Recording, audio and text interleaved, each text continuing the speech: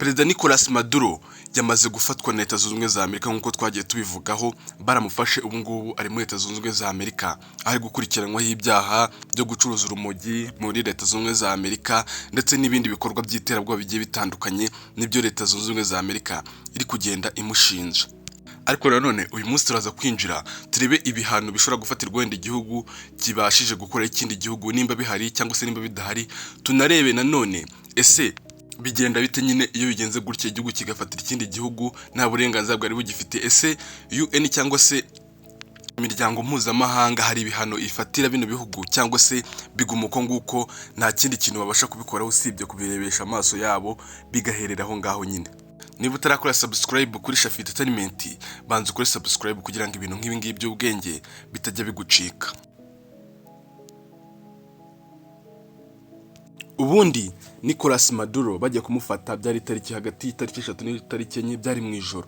Bagabye ibitero bikomeye cyane muri gisirikare cya Delta Force cya Leta Zunze Ubumwe za Amerika cyageze muri kino gihugu, kirangiza kiramutwara bamugeza muri Amerika, aho ubu ngubu nyine bari kumushinja ibyaha bya drug trafficking cyangwa se gucuruza urumogi, aho yagiye arucuruza muri Leta Zunze Ubumwe za Amerika nk'uko Donald Trump urundi yagiye abivuga, avuga ati Maduro rwose yari umuperezida, bamwe mu baperezida bagiye bafite ibibazo, agenda avugamo n'abandi ba Colombia nahe hose, agenda avuga ati abaperezida bafite uburwayi budasanzwe kuko ibintu bari gukora bakorera abaturage bacu, bakorera igihugu cyacu, ati ntabwo twashoboye kubyihanganira. Ni nayo mpamvu nyine twamuzanye, ubu ngubu akaba ari guhamwaho n'ibi byaha, nawe ubwe nyine bakavuga ko yagiye abyiyemerera, yaramaze no kwemera kuzagira kuzisubiraho akazahinduka nyine, ariko gusa bamutwaye nta kintu arakora, bahita bamugeza mu gihugu cyaho aho bari kumushinja bino byaha, bakaba bakeneye no kumuburanisha. Nimba bakeneye kakatirwa, turagenda tubimenya uko amakuru bugenda tugeraho nyine ku buryo bwiza. Maduro ubundi ntago ari gushinjwa wenda ibyo kujyana urumogi muri Leta Zunze Ubumwe za Amerika, ko ufasha transportinga baruvana mu gihugu cye barujyana muri Amerika. Nanone arongera agashinjwa kwigwizaho imitungo ashingiye ku byo nyine agenda akoresha, ibintu byose ari kugenda akoramo hano mu byo agenda acuruza byose, ngo abikora bavuga ko abikora agamije inyungu ze zo kwizigwizaho imitungo we na famiye ye, barangiza bakaba bakire, abaturage bo hasi nyine akaguma babirenganiyemo. Ariko nanone bivugwa ko Leta Zunze Ubumwe za Amerika yari yarashyize amafaranga arenga miliyoni 50 z'amadolari ku muntu uzabafatira perezida wa Venezuela Maduro nyine mbere mu mwaka wa 2025, bari barashyizeho ngo amafaranga miliyoni 50 z'amadolari ku muntu uzafata Maduro akiri muzima akamubaza. Hakaba hari n'andi bagenda bavuga ati icyo perezida wa Leta Zunze Ubumwe za Amerika yakoze, we yashakaga, urabizi ko Venezuela iri mu bihugu bikungahaye kuri peteroli, kandi peteroli yayo nyinshi cyane iracyari mu butaka, ntago barayihakura. Bakaba bavuga ko badafite n'ubushobozi bukeya bwo kuba bafata iyo peteroli bakaba bayikura mu butaka kugira ngo bazayikoreshe, baracyafite ubushobozi buri hasi cyane. Rero akaba aravuga ati Amerika impamvu yabikoze yagira ngo izabone uburyo yitwarira peteroli, ibone uburyo isa nkaho ikontorora Venezuela. Ariko nyine nta bimenyetso bafite bigaragaza ko ibyo bintu byabaye, cyangwa se Amerika ishobora kuba nyine yabikoze. Amerika ibyo yagaragaje nuko ibashinja yuko bakora drug trafficking cyangwa se kwambutsa urumogi barujyana muri Leta Zunze Ubumwe za Amerika bakarugurisha abaturage babo. Gusa ikindi kintu umuntu yakibaza se muri politike biremewe ko igihugu kimwe gishobora gukuraho perezida w'ikindi gihugu mu buryo bubonetse bwose? Igisubizo naguha nuko ari oya. Ibi bintu urebye mu mategeko kare muri international law, ibi ntago byemewe munsi y'amategeko rwose. Ibi bintu ntago bibaho n'ahantu bigomba kuba, ntago byemewe. Gusa rimwe na rimwe hari impamvu zishobora kuba zatuma byaba, ariko mu buryo buke cyane bidakunze kubaho. Rero itegeko mpuzamahanga ribivuga hiki, buriya UN yo ivuga yuko buri gihugu gifite ubusugire bwacyo, badakwiye kuvogera uko biboneye, ntibakoreshe wenda ibisirikare kugira ngo batakane hagati yabo, ntibakuraneho abaperezida ngo bakureho abandi baperezida, oya. Impamvu rero Loni yaje kubyanga cyangwa se UN, impamvu yabyanze nuko bundi ntago bikunze kubaho, kuko ibi bintu ntago byemewe, kuko perezida ahitwamo n'igihugu cye, abantu bo mu gihugu cye nibo baramuhisemo, nibo barashatse kumukiraho, nibo nabo bashobora kumwikuriraho bitewe n'impamvu runaka y'ibyo bakoreye bibi. Ntago ikindi gihugu gikwiye guturuka ruguru kikaza kikavuga ati nkuyeho umuperezida wanyu ntago mukeneye, oya ntago byemewe, kuko nyine bishobora gutuma noneho habaho intambara, akabaho imyigaragambyo, bigatuma politike yabo izamo ibintu by'imivumbagatanya kandi kubera yuko byatewe n'iki gihugu kindi cy'amahanga. Rero ni nayo mpamvu mu itegeko rya UN ibi bitarimo kandi bitanemewe. Gusa ibihugu bimwe na bimwe ku isi bijya bibyemeza akavuga ati ibintu bishobora kuba wenda ari ukugira ngo abantu barinde igihugu cyabo bitewe n'uburyo byagenze, abantu babashije kubataka cyangwa se babashije kuzengereza igihugu cyabo, bakavuga ati aba bantu ntabwo bakwiye kugumaho kuri ubu buyobozi, dukwiye kubakuraho. Gusa nanone hari ubundi buryo UN ishobora kwemeza yuko bashobora gukuraho ubuyobozi bw'icyo gihugu bitewe wenda nuko aba bayobozi b'icyo gihugu bashobora kuba bashinjwa ibikorwa bya jenoside n'ibyaha bigendeye ku kiremwamuntu ndetse n'ibyaha by'intambara bagiye bakora, bikaza kubakurikiranwa. Nanone ntabwo bahita baza ngo babafate nyine muri ubwo buryo ngo bahite babatwara, oya, barababuranisha, ibi byaha byabahama bakabafunga cyangwa se bakabukura kuri ubwo butegetsi nyine, ariko ntabwo baza ngo babatware mu buryo bwose biboneye. Gusa nanone bikunze kuba ugasanga ibihugu bigiye bifite imbaraga cyangwa se leta zigiye zifite imbaraga zigiye zitsikamira ibindi bihugu kuko nyine bifite imbaraga, bakavuga ati bitewe n'uko abantu turi kubakeka ibintu by'iterabwoba, ibintu bashaka guhagarika ubucuruzwa ry'urumogi, bakavuga ati ibihugu nk'ibi ngibi tugomba kubihagarika, ariko ibi ngibi ntabwo byitwa imbaraga z'itegeko, ahubwo ni imbaraga z'abantu bafite imbaraga muri politike bagatsikamira abandi bakoresheje ububasha bafite, ariko atari ububasha bw'amategeko, bakabasha kuba bahagarika ibyo bashaka bashingiye ku byo bashaka badagendeye ku itegeko, bashingiye ku bushobozi bafite bw'uko bakora ibyo bintu, bakabasha kuba bahagarika ibindi bihugu. Gusa ushobora kwibaza ati Amerika nyuma yo gukora ibi bintu byose twagiye tubona ibyabaye, asa Amerika baraza kugezaho ibihano biraza kugenda bite? Ariko igisubizo nuko Amerika nta gihano kiri seriye wenda gihari ishobora kubona cyangwa ishobora kuyigezaho ku buryo bayihana bakavuga ati tuganishije igihano n'iki ngiki, nta gihano gihari. Ati kubera iki rero Amerika itabasha guhanwa cyangwa se ngo ibone ibihano?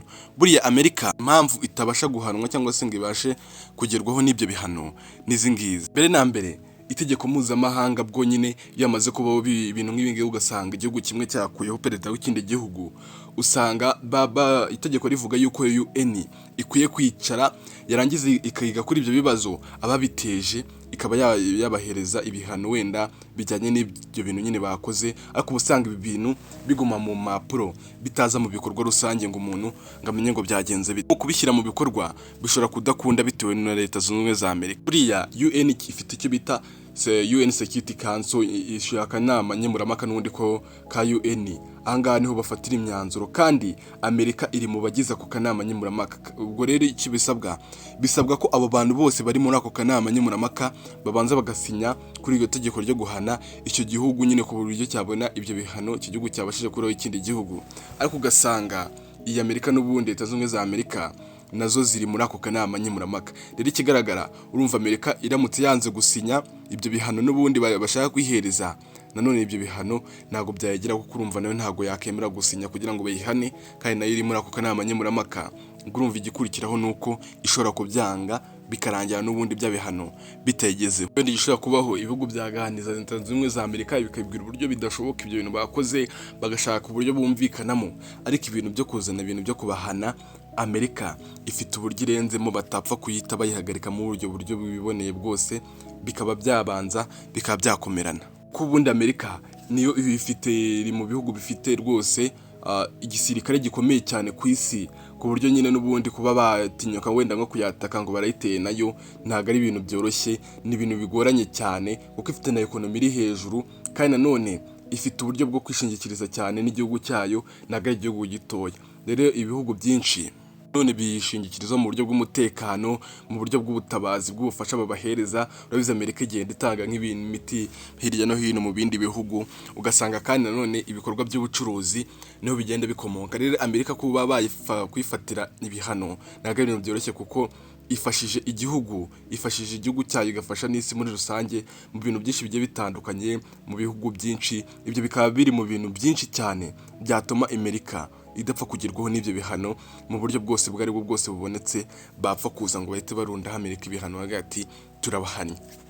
gusa wenda ibyo Amerika ishobora guhura nabyo, ishobora guhura n'ibyo bita za global politism, ugasanga wenda leta yabo iri guhura n'ingaruka za politiki ziri kugenda zigeraho, ugasanga mu buryo bw'ubucuruzi nanone bakunze kubatera icyo bita cyber actions, bakabataka mu buryo bw'ikoranabuhanga, ariko nta kindi kintu kiraho kirenze Amerika ishobora gukorerwa nk'utundi duhugu dutoya duhari n'ibindi bihugu bitoya nyine mugiye munzi bidafite imbaraga nyine zo kuba byakirwanaho. Oya, Amerika urabizi yo ifite ubugeni buhambaye n'imbaraga mu buyobozi zirusha iz'ibindi bihugu byose bimwe na bimwe nyine tugiye dufite hano ku isi.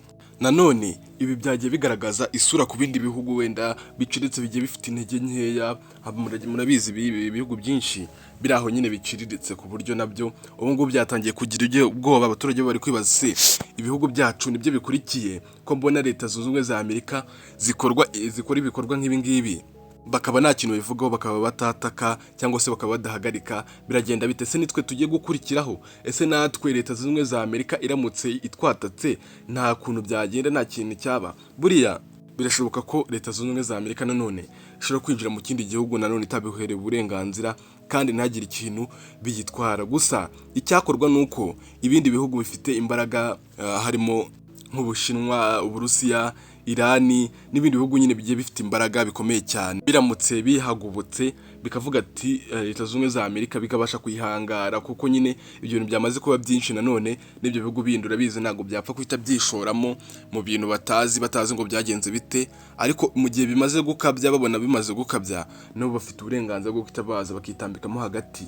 bakabwira leta zunze ubumwe za Amerika nk'ibindi bihugu bikomeye, kuko Amerika ntabwo ari cyo gihugu cyonyine gihari gikomeye kurenza ibindi bihugu. Gusa nanone ibindi bihugu biramutse bigize ubufatanye bitarigendeye ku inyungu biri gukura muri ibyo bibazo cyangwa se ibindi bintu bari kuza bakuramo aho ngaho, bashobora kwifatanya bakaba bahagarika iyo ntambara cyangwa se uko gushimutwa cyangwa se uko gutwarwa kw'abandi bayobozi babajyana mu bihugu byabo bajya kubakoresha ibyo bashaka, bakaba babasha kuba bagira iki babihagarika. Nanone ushobora kwibaza, ese perezida wamaze gufatwa muri ubu buryo ashobora kurekurwa akaba yanasubira ku butegetsi akaba yayobora abaturage be, byagenda bite? Ngaha bishobora kubaho kurekurwa kwe bitewe n'uko wenda bashobora kugishanga ibyo ari kumushinja nta ruhare bafite bwo kwita bamufunga, kubera bari gusanga ibimenyetso byabo bidafite imbaraga nyine ku buryo bashobora kuba bamugumana bakaba bamufunga, cyangwa se hakaza kubaho ibindi biganiro mu gikari bakaba baganira bakumvikana yuko umuperezida wabo bafite cyangwa se undi muyobozi wabo bafite bagomba kumurekura nyine bashingiye kuri ibi bintu n'ibi ngibi byo mu mategeko yabo, cyangwa se bakaganira nyine bakumvikana ko bagagira ibintu bumvikanaho, bakemeranya yuko igihugu kimwe kizabikorera ikindi, barangiza bakahitamo kuba bamurekura. Cyangwa hakaba habaho wenda nka UN ikagira imyanzuro ifata ihamye yuko nyine icyo gihugu gikwiye kureka ikindi gihugu, ku buryo nka leta zunze ubumwe za Amerika nk'ubu ngubu ikaba yareka Nicolas Maduro ikaba yamurekura, cyangwa se hakaza kubaho ibindi bikorwa by'iterabwoba, ibindi bihugu bikabatera ubwoba kaga ati nimutarekura umuyobozi mufite namwe biraza kubagiraho ingaruka, cyangwa se hakaza kubaho ibibazo by'intambara, ugasanga mu bihugu byabo hari kuza intambara idasanzwe bitewe n'uko nyine bafite umuyobozi wabo. Rero bakaba bafata nk'umwanzuro bakavuga ati tubashubije umuntu wanyu, iyo ntambara muyihagarika. Ariko nyine leta zunze ubumwe za Amerika bitewe n'imbaraga ifite n'ubushobozi ifite, ndakeka intambara yajya irwana na Venezuela ibi byaba biyoroheye cyane, keretse hivanzemo nk'ibindi bihugu biturutse hirya no hino bifite imbaraga z'ubu ku buryo bwo hejuru. Cyangwa nanone muri icyo gihugu bafashe nka Venezuela ikaba yashyiraho ubundi buyobozi, ubwo buyobozi noneho bugafata umwanzuro wo kuba barwanya ubwo buyobozi bundi, ku buryo bigeraho ngaho bakaba babasubiza uwari umuyobozi wabo wari ubayoboye. Gusa natwe turacyategereje, ntabwo turamenya ngo Nicolas Maduro n'umugore, kuko ntabwo bamufasha ari wenyine, bamutwaranye n'umugore we. Sinzi icyo umugore we nacyo bamuhora n'icyo bamushinja, gusa ikigaragara nyine nuko batwaye famiye y'abantu babiri. Ubu ngubu bakaba bari kumushinja nyine ibyo byaha byo kuba yabutura urumogi akaracuruza ruvanye mu gihugu cye akaba rucuruza muri Leta Zunze Ubumwe za Amerika, nk'uko perezida wa Leta Zunze Ubumwe za Amerika yahoze abivuga mu biganiro yagiye agirana amakuru, yagiye avuga ati aba bantu bagabo rwose basa nkaho bafite uburwayi mu mitwe yabo, ntago bameze neza ko ibintu bari gukora, ntago njye nabyihanganira nka perezida Donald Trump. Rero ntago turamenya ngo biraza kugenda bite, nihe myanzuro bafashe, n'iki baraze kumukorera. Gusa amakuru yose ari buze kuhagera, ari buze kutugeraho, ni tayari kuba twayabagezaho mu buryo bwiza kandi bwizewe. We kintu usabwa cyonyine no kubanza ugakora subscribe kuri Shafi Entertainment kuri YouTube channel n'ubundi uri kureberaho.